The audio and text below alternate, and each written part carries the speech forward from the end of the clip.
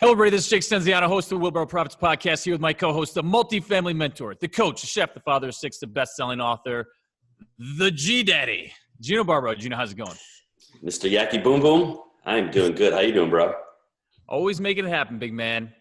Guys, this is where we'd normally plug something to pay the bills. Now for our listeners, we only showcase products and services that we approve of or use in our own business. This time, we're going to tell you about something of ours, specifically our Wheelbarrow Profits community. G Papa Funk, take it away. Jay Fresh. We've been building an academy, Mr. Stenziano, the last 2 years. We've got some great people in the academy. We're working with students on how they can get their first multifamily deal. But it's just not multifamily investing. It's about becoming financially free. It's about finding what your sole purpose is. It's about joining an academy of like-minded investors. And that's what we need. We need to get into an academy, into a group of community that is like-minded. That's what's going to propel us. It's the education plus the knowledge plus the action equals results. So, guys, if you want to learn more, go to jakeandgino.com/apply. Apply to work with us. See if you guys are a great fit for us. We'd love to have you guys apply. So please follow the link. Like the G-Daddy said, follow the link. Today's guest is Chris Urso. Chris is managing partner of Urso Capital Partners. In 2010, he directed the firm's efforts towards multifamily with the purchase of a vacant 40-unit building and has since taken a very systematic approach to acquiring over $150 million in multifamily assets. Gino, that number's up from last time. So he's doing big things. So without further ado, Chris, welcome to the show. Thank you so much, guys. Appreciate you having me. It's fantastic. Man, love having you on. Last time you were here, you're talking about this sort of, vacant complex in Atlanta, but it was in a really good submarket, had a really, really nice, I think you said $400,000 home subdivision right next to it. I was very interested at the time. Why don't you tell us a little bit about how that deal's gone and give us some of the nuts and bolts? Sure. So, historically, we're kind of deep value add buyers. So this was hands down our biggest renovation reposition that we ever have done to date. We acquired the property back in April of 2017. It was completely vacant, a couple of burned buildings, you name it. We called it Little Baghdad, basically, when we bought it. Parking lot was, looked like... Love the nicknames. Yeah. We're running through the parking lot. You name it. It was the blighted property of the neighborhood. And we put together a really comprehensive renovation plan, an aggressive one for that matter. It was about a $5.2 million renovation. So our largest we've ever done on 140 units. So we kicked it off in April. We started leasing our first buildings in November of 2017. I was down there last week. We are 99% leased. Property has been 100% complete construction-wise for the last 2 months. So we went from vacant to stabilized in less than 18 months. The property is now on the market to be sold. Gorgeous property, huge floor plans. We did granite kitchen, shaker cabinets, really cool modern look. Average square footage is over 1,000 square feet. All units have washer dryers. Our average rent's about $1,080. So it's a phenomenal value proposition for those that want to be kind of inside the 285 loop in Atlanta with easy accessibility, right? We're right off of I-20. That's what was really attractive about the deal, is that you can hop on I-20 being East Atlanta Village or Midtown Atlanta within 10 to 15 minutes. And to get that type of product and finish level and square footage with washer dryers at under $1,100 is almost non-existent in Atlanta in today's world. And that's really where we saw the opportunity, was to kind of compete with the unrenovated, C-class product that might be in a better neighborhood, but at the same rent level where we have the accessibility to Midtown and the highway right there. I want to jump in a few things because he mentioned washer dryer hookups a few times. That is so important. You can take a subpar unit with washer dryer hookups and you're going to fill that thing every day of the week. I can't stress that enough to the folks that are out there. That is probably the biggest amenity these days, especially in the C-class to B-class space. If you have washer dryer hookups, you're going to be filling that unit. What was your all-in price per unit on this deal after all in, fully loaded, we're at $91,000 a unit, basically for a brand new product. When I tell you we hit everything from the roofs all the way down, windows, all new mechanicals, plumbing updates, parking lots. It is. You can check it out. It's flats at East Atlanta. You'll see some of the pictures online. You can Google it. It's on apartments.com. Our most proud project to date, for sure. How did you finance the property when you bought it?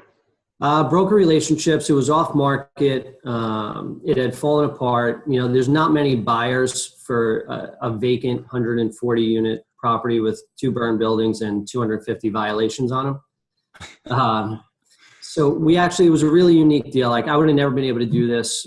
We took a little bit of a leap of faith and a lot of precaution in structuring the deal with the seller, who was kind of a prominent local investor that buys highly distressed properties. And he just has a policy where he doesn't take out leverage. So he was looking to cash out some of his capital, and he has an in-house construction team. So we really structured the deal where we acquired the property from the seller, and then his crews completed the construction. We hired a third-party construction manager, on our behalf, and really worked hand in hand with them for several months prior to closing to develop a scope and backstops that we were comfortable with in kind of doing our first deal like this. And hands down, they performed every step of the way, leveraging, political connections, dealing with the bureaucracy, because everything was permanent on this. We got all new COs for every building through the process. So, it was really broker relationships and kind of our history in turning around a lot of kind of depressed properties. How did you finance it? Did you get bridge financing or? We did bridge financing, and I'll plug them if that's okay. Sure. We've done multiple deals with Latitude Real Estate Management out of Beverly Hills. They're a fantastic private equity shop, super clean, great guys to work with. You're dealing with the same guys post-closing as you are on the front end of a deal, which for us is really important when you're dealing with a heavy renovation budget. Things are gonna go wrong. Things are going to go out of balance in your budget, and you need to be able to be nimble. And that's really what we love about them. Their pricing's competitive, but, it's not the cheapest and it's not the most expensive, but the service and the responsiveness and the nimbleness is amazing. Did you syndicate this deal, Chris, or did you bring in partners with this, or how did you structure the deal? Yeah, so we've, by default, over the last 3 years, kind of become 1031/tenant in common experts. Started with one, and then it started, snowballing from there. I think we're on our 7th tenant in common. So we accommodated a local investor here in New York that was selling some properties, that was retiring from being an active owner and wanted to participate with us and have us handle the day-to-day. So he came in for about 50% of the equity as one of the TIC members. And then on the other side, we raised, about $3 million. We syndicated from our investor base. And why are you selling a deal? Do you just want to cash out? You don't want to manage the property down there? So we love Atlanta. We acquired, since then, we've acquired another 260 unit in Atlanta. But 140 units, my wife who runs the portfolio, Lisa, she's the head of our operations, has pretty much put the iron fist down and said, I'm not allowed to buy any deals under 200 units. So it's a little bit small for us with where we're trying to go to get that efficiency, because we don't have in-house management. So we use third-party management with direct oversight. We build our own teams, but it just doesn't. It's in that weird in-between space for us. Mm-hmm. So let me ask you: if you had to buy that asset today, would you be afraid of where the market is as far as the market cycle, as far as rates going up? Would it be a different deal for you right now? Not so much because of the basis at the end of the day. Mm-hmm. We are trying to look at most deals right now, even at a much lower LTC, going in with 10-year fixed rate debt whenever we can. But we're all about basis at the end of the day. If you have the right basis, you only get one crack at basis in our business, right? Mm-hmm. So if you have the right basis, it should give you that flexibility to be able to manage, some interest rate fluctuation. And for me to be all into a product that is literally, we built a brand new B deal at $91,000 a unit in Atlanta. That's what everybody wants to do right now, and they can't do it. Yeah, it's the impossible formula almost out there, with, between the cost of labor and material and dirt these days. So that's what was really attractive for me, and I would do that same deal tomorrow at that basis. Mm-hmm. So you said you were really slow in the beginning of the year, and now everything's picked up. What's changed from the beginning of the year to now for you? I think if you look back, we bought our first apartment deal in 2009, and it's peak and valley in this world. You guys know it, right? It's you keep putting one foot in front of the next, and you go through 6 month spurts where you think you're never going to win a deal, and then those efforts start to pay dividends, and then it's an avalanche. You have years of efforts now put forth, and things pop out. We just put a deal under contract down in Savannah. Guy's 75 years old. It was a random, cold call from a broker that we've closed with 3-4 times in the last 2 years. Got the guy on the phone and said, well, I got another offer. These guys are hounding me. If you guys want to do something, you got to move quick. We went from a Friday to a Wednesday. We were under contract on a deal. That's make it happen right there. Yeah.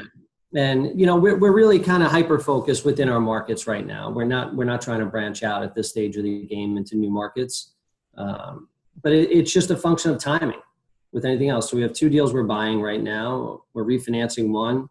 We're actually closing on one. That's a 3rd deal this week, but we have 2 more under contract. And we're refinancing, and then we're selling 2 deals. What markets are you specifically focused on right now? So more regionally, Carolinas and Georgia.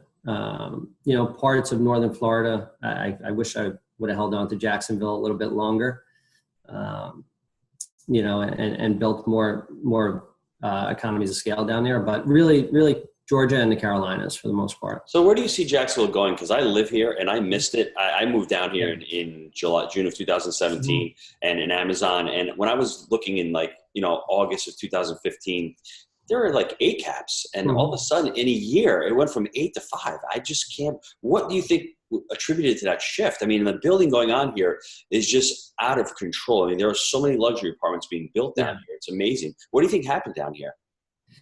I think it's similar to the demographic shift as a whole throughout the Southeast. And what Jacksonville was kind of the ugly stepchild of Florida. So many years. And we said this in the beginning. I think we bought down there 2013.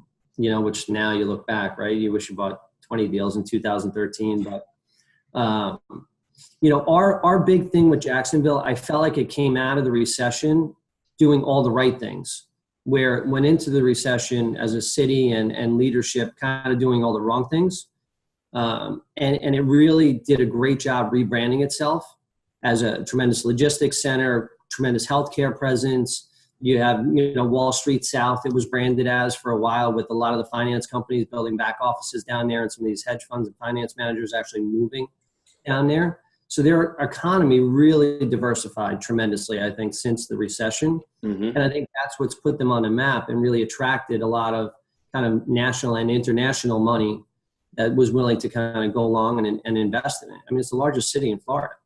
So let me ask you another question about it. What do you think about the downtown? I've been struggling with this because the downtown is just awful. I mean, it's just terrible. They need billions of dollars, and nobody goes there, and it should be, because it's a beautiful place. As far as you're a New Yorker, you're sitting on the river there. Do you have any ideas of what they could do down there, to really revitalize it? Because it's dead down there. It's funny. We see that in some other markets as well, where you have all of these kind of sub-markets that have seen the growth. And even Atlanta to some degree, to just put it out there, downtown, midtown Atlanta is not the nicest place in the world for such a big city. You can go one block to the next and be like, oh man, I'm not in the right place. I don't know. I think some of it is, maybe they didn't capture that kind of urbanization when that was so robust over the last 10 years.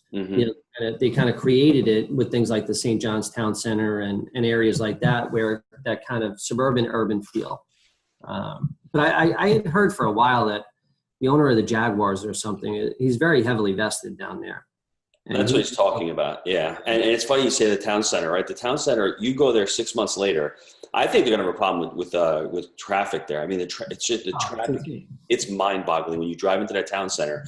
They've got more mixed use and more. And I look at it, it's like the millennial heaven there, bro. I mean, they've got 3 steakhouses within a mile of each other. I mean, it's just the Brazilian steak. It's just unbelievable. I mean, it's mind-boggling. So, I mean, I love the city. I love the area. I just think it's overbought. I mean, what are you looking for in a market when you go into it like that? I mean, I can't buy a 5 cap when I can buy 7 and 8 caps in Tennessee. So what do you look for in a city or in a market when you're buying? I mean, right now we're really kind of focused, our big check, before we move forward with a deal is, are we comfortable with the asset, and are we comfortable with the market and the growth prospects if we have to hold this deal for 10 years? And if the answer is not an unconditional yes, we're not doing the deal in this world. I don't believe that there's going to be, a tremendous opportunity to exit out of deals that are being bought today in the next 3 years. So we're really kind of looking at things and saying, okay, I want fundamentally sound deals and fundamentally sound submarkets in markets that we believe have a strong underlying economy that can sustain a downturn. You know, every market's going to get hurt at some point, but to what degree? And are we capitalized enough to be able to manage through the next 10 years?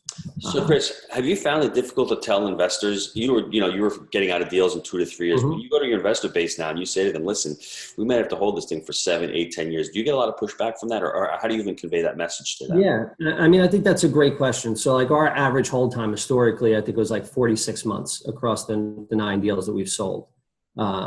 Right now we've started positioning that to our investor base for the last 18 months. I felt this way at the beginning of last year.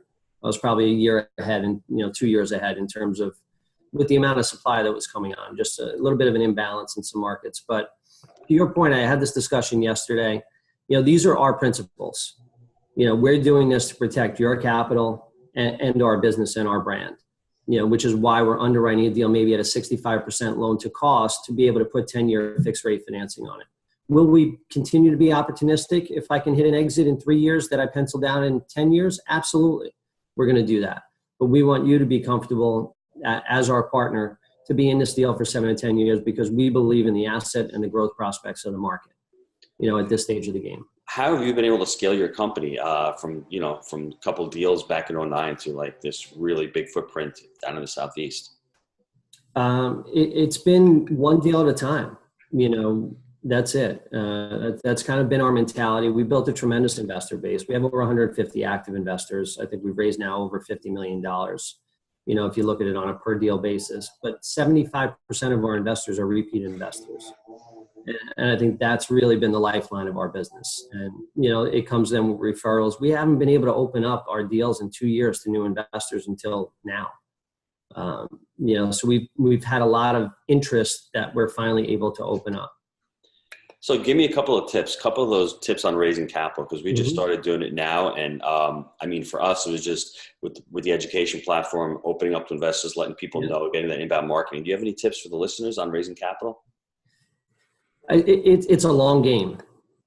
No one thing you're going to do is going to result in you raising $3 million tomorrow. You have to be consistent in every channel of your marketing side of it. If it's hand-to-hand combat, doing a lunch every week with a potential investor for the next 3 years, picking a new investor to meet with. If it's getting a message out, getting an email out, putting everybody in a centralized database. I'd say that's probably the number one thing we did really well early. I would speak anybody who had a heartbeat, and could hear me, I'd speak in front of in the beginning. I'd get in front of rooms at Rotary clubs, RIAs, chambers of commerce, anything and everything. I'd get their cards, they'd go into our database. And we still have that database, but now it's grown to thousands of potential people versus hundreds in the beginning. And we cultivated it and cultivated it and cultivated it. And we continue to cultivate it. We've had investors that I met 4 years ago that watched us, and finally pulled the trigger this past year. But if I didn't do anything to communicate with them and deliver value for them and let them see our progress, I would have lost them, at some point through that cycle. I love that, because I think people are just going to say, I'm going to find a deal, then I'm going to find the money. What are your thoughts on that? Your thoughts on finding the deal or finding the money first? They both have to be on at the same time. And hands down, you're going to have an imbalance at some point where you got too much money, not enough deals, or, too much opportunity and not enough cash. But I used to always do the whole, you got to keep both sides of those wheels, moving at the same time. Mm-hmm. I see Jake chomping at the bit. He wants to ask you about value added stuff. So Jake, take it away, my friend. No, I got a ton of stuff to talk to him about, because it's all super relevant, and I can relate to everything he's saying there, because the big takeaway for me on that little segment there was just, you have to commit. A lot of guys are like, I want to do this, and they're working a job, but they're not fully committed. And he referenced, taking a long view to it. This is a very long game. You got to be committed day in and day out for it to work. And if you just want to stick the toe in the water, it's probably not going to work out for you too well. So that's my 2 cents on that. We get a lot of single family fix and flippers, that come to us and want to invest or, want to diversify. And it's like you have to reprogram them, right? Because they're so used to volume. and movement and velocity. Yes. All three of us we can go out today with, with our kind of knowledge and hustle and go buy a house, whether it's to flip it or to rent it. You can buy it in, 10 minutes. Where in our space, as you guys know, I mean, we'll go 6, 7, 8 months without having a deal, coming up second, third, fourth, whatever it might be. And you feel like there's something wrong with you. What am I doing wrong, man? Missing, right? Yeah, How are all these other idiots out there? And a lot of interest. Yep. What am I missing? It's funny because the flip side to it is that, yes, it does take a while to kind of get ingrained, but what also happens is that multifamily starts to impose its will upon everything else. I was in I had a few different business ventures, Gino did, and it literally just starts pushing everything else out, and then it starts to sprout little businesses off of itself, whether, like we're doing the management, Gino's running the education, we're starting to syndicate like yourself. And so it kind of just, it pushes, it's like this jealous lover that pushes everything else out of the way. You're not doing really much else. We would struggle to be in any other industry right now just because the amount of time you referenced it, as we were getting on the show. I mean, Gino and I have been going since 6 this morning. We're in deal mode, as yourself, and things get busy, and then it's funny though, because once you get it stable, you can kind of take this dip and be like, what the hell's going on? I need a deal. I'm feeding, man. Give it to me. Yes. Absolutely. And it becomes an avalanche. That's the beauty of, as you guys have seen and executed tremendously, like, you do one good deal and it just snowballs and snowballs and snowballs from there. Yeah. I got to get on my soapbox 30 seconds, Jake. Here we go. Because you know why? Because I went to a meetup on Monday night, and a lot of single family home guys, and fix and flippers, and there was a couple residential brokers there, and I'm talking, right, and I just see it so clearly now, right? People are so conflicted, and they have such myths and dispelling beliefs about multifamily as it's the end all be all. I can't do it, and they're such transaction junkies, and they really have no financial intelligence. I'm not saying that they're dumb, but financially, why are you doing what you're doing? And everyone's always complaining about taxes. So, I mean, you're doing something that you're getting taxed at. I mean, it doesn't make any sense to me. And it's like, you're doing the job, because they asked me, why did you get into multifamily? I said, I had a restaurant. I was working already. I was getting hammered with taxes. I didn't want to fix and flip a home and get taxed on that. I mean, like, they're so stuck in their box right now. And I think it's just easy money. And I think everyone gets stuck in that rat race or the grind or the wheel, where you're just doing the same thing over again. You have no reason why you're doing it. So anybody out there listening, take a step back, just, see what you're doing. And if you want different results, stop fixing and flipping homes. I mean, if you're doing great and you're building a business, that's one thing. But if you don't like your results, don't say you can't do it, because Chris started, 8, 9 years ago. Jake and I started 5 years ago, and it's little baby steps. And I will guarantee you, if you're willing to put the work in the next 3 to 5 years, no matter where the market is now, there's always opportunities. You just need to educate yourself. You need to know where to get into. Are you going to syndicate? Are you going to bring your own money? Are you going to have partners? Start that first, then pick a market, and then just start getting educated and start building teams. And I guarantee you can do it, but I think you have to change here first. I think that's the first place you have to change. And I think guys are not willing, and women are not willing to get into life coaching and work on themselves first. Because if you can work on yourself first, work on your own limiting beliefs, and work on what's holding you back, and assuming that multifamily is too risky because I bought a threeplex 3 years ago and I lost money, that's what happens. You're going to lose money. If you don't lose money, I mean, it's like going to college. You go to school for 4 years to learn how to, get a job. This is not going to happen overnight. This is going to take years of study and years of practice, and maybe find a mentor, maybe raise a little money for Chris, get on one of his little deals. So just get the wheels rolling. I'm off the soapbox, Jake. Sorry. You're good. No, you're good. It's funny because I'll be networking with other business owners, and they'll be like, "Oh, that's a good write-off, right? Good one to write that off." And I'm like, "Dude, you don't even get it, right?" And I don't even mean to be arrogant about it, but it's like that's the game that we're in. We have huge, depreciation allowances and things, being in multifamily. And it's something that took me a while to understand too, but you see these guys that are out there looking for, oh, that's a business expense. And it's like, they're very, tuned in because they need every little one they can get. Whereas we're in a business where we can throw off a ton of cash flow and get a ton of depreciation. So that's why I think it's such a beautiful thing. But we had Hal Elrod on the other day, and I love, getting everyone's habits because I think that what we've seen is we've had some really high performers on the show, and we see these kind of similarities with everyone. So what is your kind of daily or weekly habits that have led to your success? Sure. I think probably the single biggest habit that when I'm consistent with has the greatest impact is just the morning routine. We hear it, I'm sure you guys hear it from a lot of people, but getting up at 5 o'clock. We have a puppy now, first time ever dog owner. So oh man, that's a liability, man. I don't know. We were just talking about assets a minute ago, and you're going in the wrong direction on us here. So, enjoying that, getting up, taking him out. He's actually here with me right now.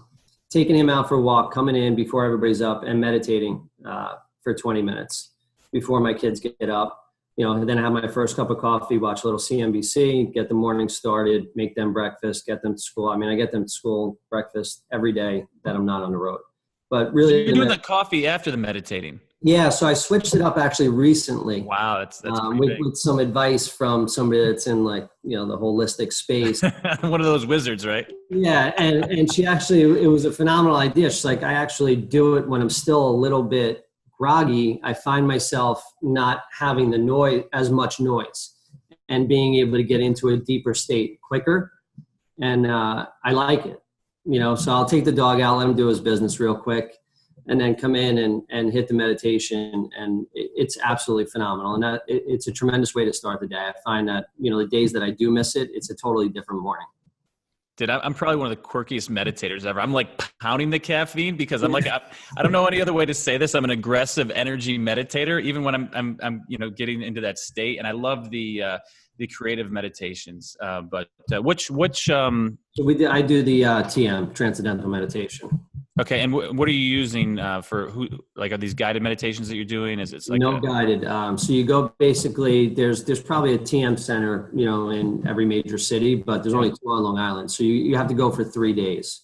Yeah. To kind of learn the process, and really understand it. Yeah. But the beauty of that, it's so different. Like previous meditation or visualization is like trying to get you to focus on something, focus on something, focus on something. This is actually the opposite. You do have a mantra that you repeat, but it's not supposed to be so pounded out. Let me block everything else out. It's more, let everything that's going on up here come into your head and go out. And you feel these physical sensations like fireworks going off in your head as you get into a deeper and deeper kind of black state. It's letting all that noise that we carry all day long come in, process it, don't push it away, let it come in, and let it go out. Yeah. So you can come out of that in such a clear, focused state. See, I'm diving deep on this because I'm trying to sell the G Daddy on it. I don't know if we've got him there yet, but yeah, I'm just, brutally, humble, whatever you want to say, honest about this, is that it's made a huge impact on my life. And I'm very just thankful that I got with it. So G Dad, are we going to get there in 2019 with the meditation or what? I've got to be brutally honest with you guys. I love my life. I don't really think I need it right now. I feel great. So he can't get any better. I'm not saying that I can't. And there's not a constant improvement. He's hit the pinnacle, folks. No, I haven't. No going beyond it right now. I haven't said that. I've always said the same thing. I've always loved my life as well, but I'm always, if I can find ways. I didn't always say that. No, I didn't always say that. So you struggled years and years ago working, but now I don't know. I'm at a different point than you guys. I've got older children, so I can't go to bed at 9:30 or 10 o'clock at night. I'm in bed by 11:30, maybe midnight usually, because my kids go to sleep late. So I got to spend a few minutes with the wife. I can't get up at 5 in the morning. I just can't. So 6:30, 7 is the earliest I can get up. I need at least 7 hours of sleep, and that's one thing that I will always need. I mean, I know people that get 5 hours. I can't function on that. So by the time I get up at 7. I got the kids getting up. We homeschool, so the kids are all, they're home all the time. So it's not like I can find a space. I can go for a walk. You should meditate. You need to meditate more than we do. No, I'm not stressed out though. That's the thing. I feel great. So I mean, I will get there at one point, but it's just weird. It's weird for me right now. I'll keep working on you. Sometimes you just got to keep chipping at the G Dad, and eventually you break through. And it's just like multifamily. It's a long game with him. All right, you just keep going back to the well, and eventually we'll pull him in. So maybe 2 years we'll have Chris on again, and we'll get you there. So no rush. We got time. Any books you read recently that you want to recommend that have brought value to you? In the process of reading Principles, Ray Dalio. Oh, dude, man. See, this is what I'm saying, man. I've hit it twice already. I love it. Yeah. I'm in the process of getting through that beast because I don't love the audiobooks. So I like to kind of read and highlight and be able to then reference back. So I'm in that one right now. And then before that, Grit was phenomenal. Who's Grit? Grit is Angela Duckworth. Highly recommended, whether you're business or parenting even. It's fantastic for parenting tips too, and in terms of how to, raise your children and kind of instill it in them from a young age. Dude, grit is the difference between getting it done sometimes and not. That's the little thing. And I haven't read the book, but it sounds like it'd be right up my alley. Lastly, what project are you excited about right now? We're under contract on 312 units that we're acquiring in my favorite city, Charleston. So we're up to almost 1,000 units in Charleston, and then we sold off a bunch of deals and been down to 116 over the last year and a half. And I've been trying to rebuild back up, and we finally got a great opportunity in an awesome submarket. So big value add, 312 units. You know, it's occupied 90% in place. Previous owner's more of a cash flow operator than a value add guy. So ton of upside in there. Can't wait to get my hands on it, you know, and do what we do. We have our bids in hand already, and we're raising capital for it now and getting ready to close by year end. That's fantastic. Awesome. And what is the best way for listeners to get a hold of you? Definitely our website, urscapitalpartners.com. But also if they're on Facebook or LinkedIn, just kind of search me, Chris Urso. And, you know, we do a ton of stuff on Facebook, a lot of video at our properties, give people insight on, you know, who we are and what we do. Very cool. G-Dad, what else you got? I'm reading the book E-Myth right now. So I want everyone to jump on the book E-Myth, because that's how you're going to get out of your job, because I was the technician and the manager and not so much the entrepreneur. And I think Chris has become the entrepreneur, like the head of the company. And he's, you know, the fact that he did a great deal in Atlanta, out of market, repositioned. Little Baghdad, baby. Yeah. That was awesome. I mean, I don't think he would have been able to do that in his first or second deal, but he grew into that position, right? So it's important that you continue to grow and continue not to be the technician where you do all the time, but you really have a vision and have people surrounding you that can help you with that vision. So I just want to throw that out there to everybody. Get back, read that book. I mean, it's really, now that I've gone through it, it's like, damn, wish I had this book 15 years ago. It would change my life. So that's all I got, J Bob Funk. What about you? Washer dryer hookups, man. That's what it's all about. Don't forget the washer dryer hookups. Absolutely. Well, Chris, thanks a lot for being on the show. We appreciate it, and, you know, continued success, and keep rocking it from one New Yorker to another, my friend.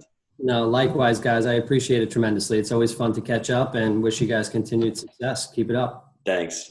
Been a pleasure, man. Thank you. Thank you.